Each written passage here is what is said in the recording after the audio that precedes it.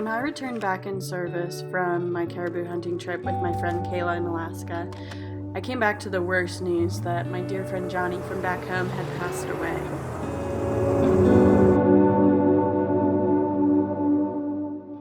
I had plans to archery elk hunt in Colorado, but with all the sadness of losing my friend, I just felt like I needed a change of pace, and for whatever reason, Alaska was calling me back. I knew that if I went back to Alaska by myself, spent more time hunting caribou deep in the Alaskan wilderness, I'd feel closer to my friend Johnny, and I'd give myself some time to accept what happened. There were about 7 days left to the caribou tag that I had, and I bought a one-way ticket, rented a nice truck with some four-wheel drive, and headed back to Alaska. On my previous trip to Alaska, just a couple days before this, I had not seen a lot of caribou, so I did not have high hopes of finding caribou or tagging out, but I knew that regardless, I was going to have fun and give it my all. I settled into a hotel for my first night and prepared to drive over 150 miles the next day to go hunt some caribou. Wish me luck into the abyss. Whew, Lord help me.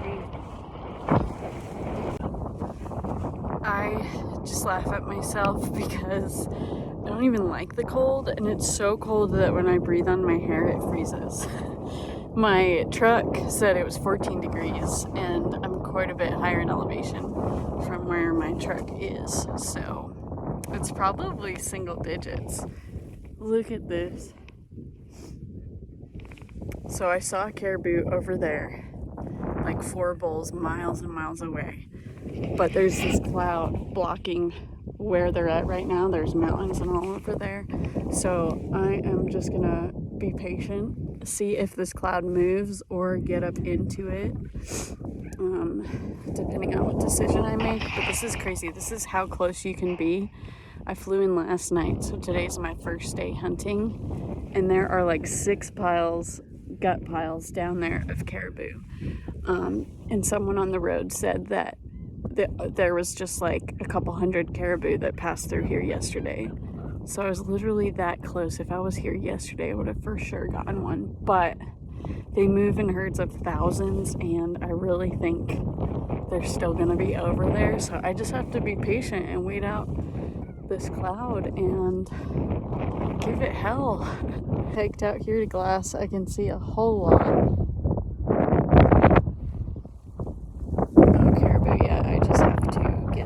After a little bit of glassing, I was able to find these 4 caribou here. It was 2 cows and 2 calves feeding really far away. I knew that there had to be more of them since caribou are herd animals. They were just probably out of my sight, so I made a game plan for the morning because I did not have time to get to them today. They were miles and miles away. Based on how fast caribou travel and which direction they were heading, I made some assumptions for where I thought they would be in the morning.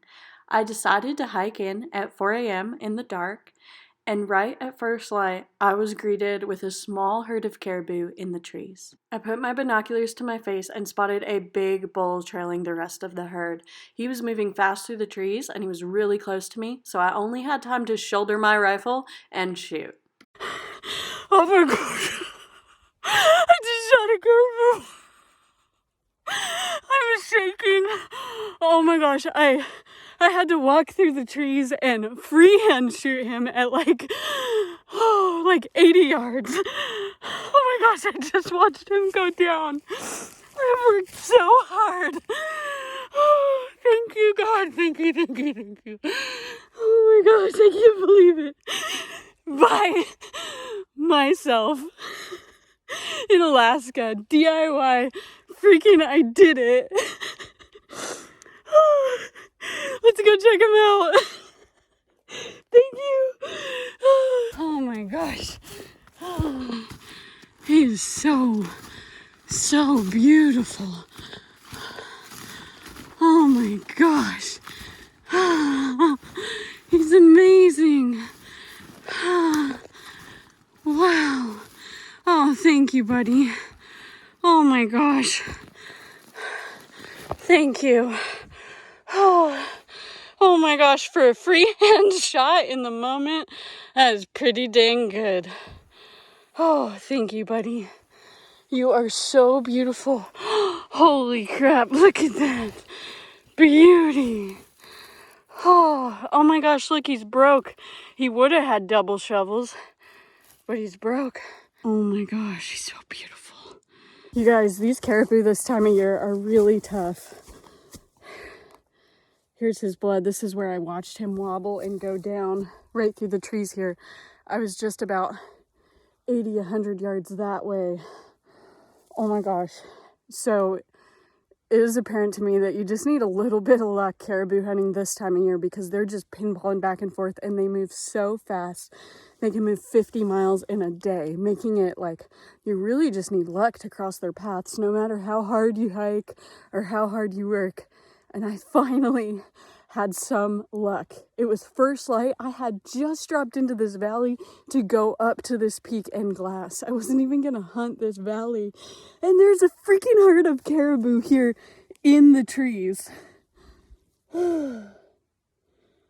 So incredibly lucky and grateful. I mean, look at him. He's amazing.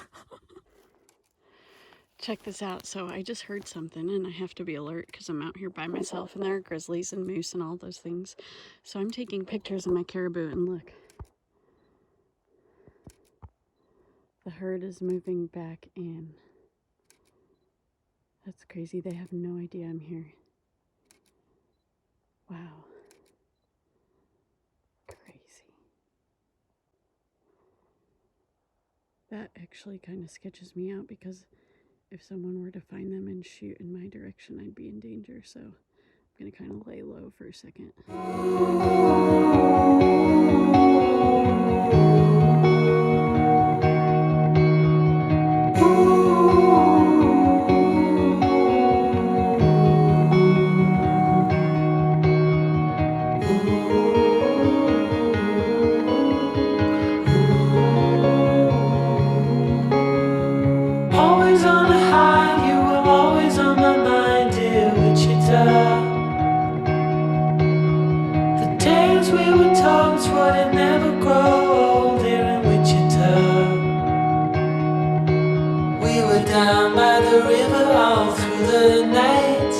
Watching the stars and the city lights.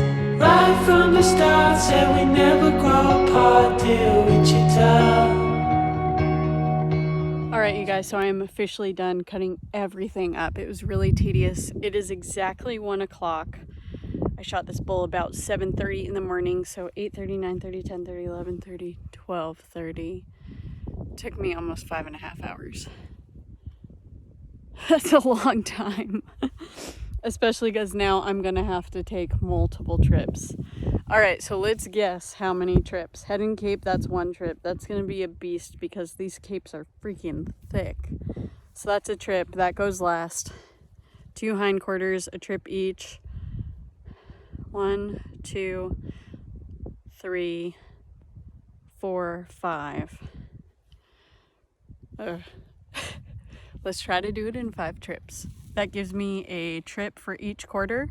And then I have enough scrap meat because you have to take the ribs and everything, pretty much all the meat, that it's probably about the weight of a front quarter. So I'll try to split those between 2 trips with the front quarters. Separate trips for the hindquarters, separate trips last for the cape. Wish me luck, let's do this.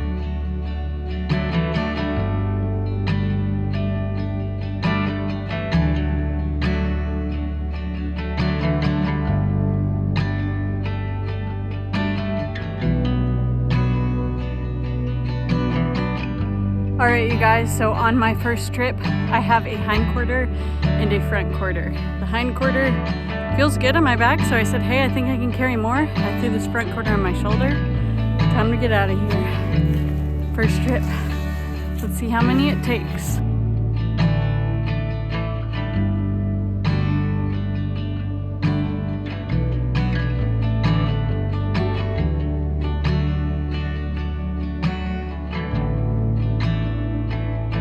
Alright, trip number 2 going down. Hindquarter and front quarter. Feeling good. Have a great backpack. Have the best gear. Honestly, can't believe I'm able to carry this, but here we are. It is just pure mental willpower because I am not crazy strong. I'm actually very small, but I believe in myself. All right, trip 2 is done. Moving in for trip 3. Okay, so for trip 3, we have the tenderloins up top. I separated them because I'd like to keep them really soon. And then the rest, this is rib meat, neck roasts, all that stuff. Some stuff that some people would consider scrap meat, but like I said, in Alaska, you have to take everything.